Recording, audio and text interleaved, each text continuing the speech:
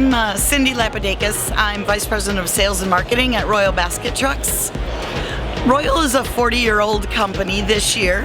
We're located in Wisconsin and we manufacture carts for hospitality and other industries. We do a variety of products from vinyl, canvas, mesh, sewn products to plastic rotationally molded products. AAHOACON is, first of all, a wonderful event. The community is amazing, but what makes it important for us to be here is for everybody to meet us and to understand that we make more than two basic styles of carts and that we're here as a partner to our distributors, and we're here to show everybody a breadth of product variety that can improve their efficiencies and process.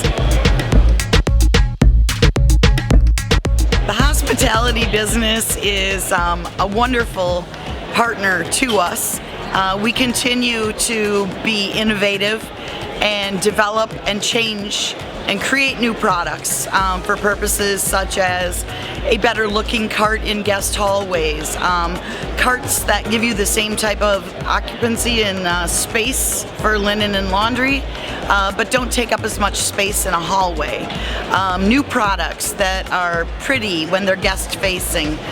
It's all about process and efficiency, but if we can help elevate the guest experience, we do so.